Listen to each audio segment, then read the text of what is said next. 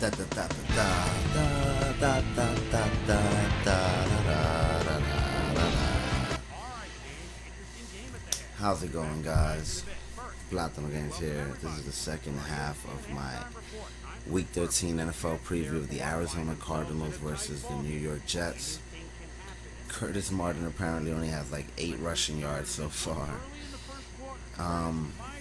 Fans of NFL 2K5 will know that the Xbox version of this game actually featured full replays as opposed to what we're watching now, slideshows that anybody could make at Windows Movie Maker. But it was because of the capabilities with the Xbox hard drive. There was a hard drive for PS2 later on, but the feature wasn't added when Sega released this game. Now, with that, the rosters are unfortunately from the original 2004 release, simply because I don't have access to my 2K13 roster file or my Madden 13 game at the moment. 1 second, let me turn off my air conditioner. See, my wife is gonna kill me because she told me I better not turn it off, but I don't like that ringing noise in the back.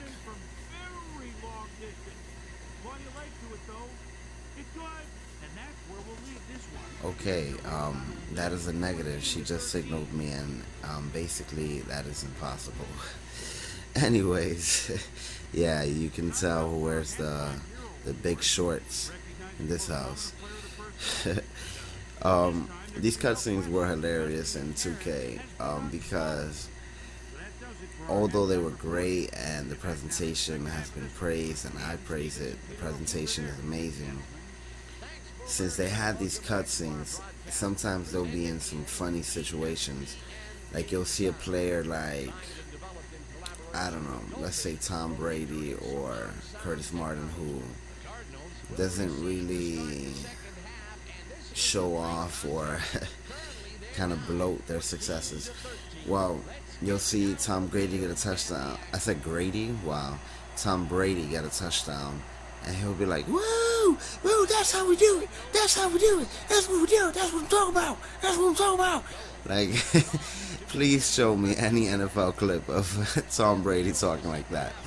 But as I said, you know, it's what comes with the cutscenes, and since it's expected, you could get the most out of it, just have fun with it. So I'm always laughing when you see that. Now, to talk about the real NFL for a moment, a lot of teams are struggling to be consistent. I'm shocked that the Giants demolished the Packers the way they did last week. I was rooting for the Packers, and the Packers have been playing very good after starting the season. What was it? 1-2, 1-3. I'm not sure now. We've come so far since week 4, week 5. Around week 4 and 5, I still had hope for the Jets, and we showed signs that we played pretty good after that against the Texans, the Patriots.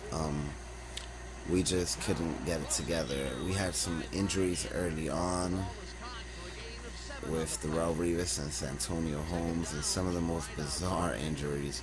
I actually injured my knee this past summer, late June, and I'm still recovering from it. It was pretty bad. I didn't get an MRI, so I'm not sure what's the extent of the injury. But if I would have to guess, I completely demolished my ACL, my ARE, my P2P, you know, I just messed. I'm just kidding. But basically, yeah, I fucked up my knee, and it's finally getting better. When it first happened, I couldn't even walk, and it was playing football. Somebody was kind of making the tackle. We were actually playing 3-second hold, but this dude is really big. He stands over me. He's 6 something, and he kind of was riding on my shoulder while I was trying to get around him. So while I'm trying to get around him, he's just having a ride on my shoulder. His feet are off the ground, and then by the time his feet came back to the ground, all that weight, I just felt it shoot straight from my shoulder all the way down to my right knee, and I felt a pop, and forget about it. I know some of you doctors out there are probably thinking that it doesn't sound like a P2P tear or ACL tear, but it was ridiculous. God knows what happened underneath the flesh. Now, to get back on topic, yes, we had some bad injuries during the beginning of the season. I really look forward to our 2013 campaign. I can't wait to see who we pick up this year in the draft. A horrible coverage. After starting the game 14-0, I'm now losing by 6 points after the extra point. In the third quarter, they scored 20 unanswered points. What the heck is going on? I think it has to do with me not converting on third down, and of course that turnover before the second half, because in other games I would actually go for it on fourth down, and sometimes I would get it. Yeah, that's what I'm talking about, man. You can't hold me, you know that. You can't hold me, though. Sorry, I had to do that. Now, I would kind of go for it on fourth down, but I was playing it safe. I knew I could get it together if I had enough time left in the game. I don't know why I was playing so bad on defense, though. But it is what it is. I have the ball again. It's now or never. Unless I punt it and get the ball back in the fourth, then it's going to be now or never. Unless they have a turnover and I get the ball again, then it's going to be now or never. I'm a big fan of Curtis Martin. Busters out left side, 40 at the 50, 55. Imagine the commentator says 55 instead of 45. That would be hilarious. I think I would do that. Yeah. All hail Curtis Martin, our favorite Martian. Now, as I said earlier in one of the earlier quarters, which you can find through the video response system, unfortunately, I always suck at speed bursting in this game.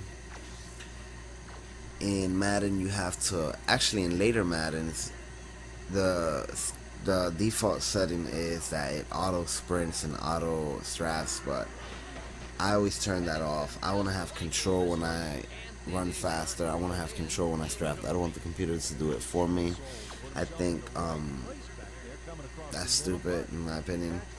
It makes for more easy to pick up game, but it's not that hard to hold R2 either, so I never have the feature on, and it's hilarious. The first year that they kind of made it the default, imagine me playing Madden and I'm like, oh, I'm wide open, and my stupid guy is like taking his time and then wants to run fast when everybody's already around them.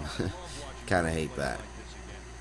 If you play Madden with auto sprint and auto strafe, or strafe, however it's pronounced, I would recommend, if you want to have just a little bit more control, you go to the options menu and turn those features off. Yeah. As you see, I'm kind of driving down the field, doing what I'm supposed to. It's now or never. Let's go. Broken up on second down. Now that said, I expect us to do great next year. Hopefully, I always expect us to do great. I hope our coaching staff remains the same, just so that we could have some kind of progress.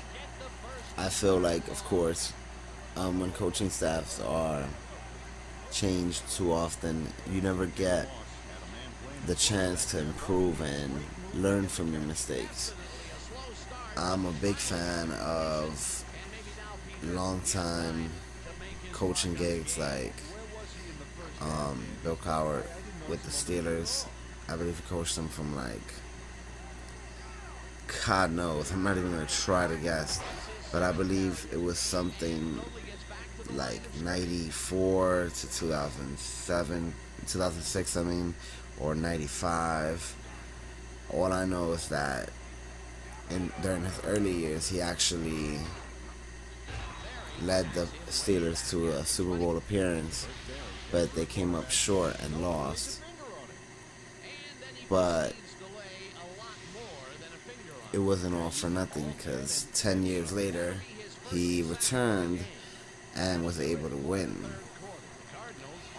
It's been so long that it kind of takes a second to remember who their opponents were, especially since the Steelers did pretty good these last 10 years, facing off against the Seattle Seahawks, the Arizona Cardinals, and of course the Green Bay Packers.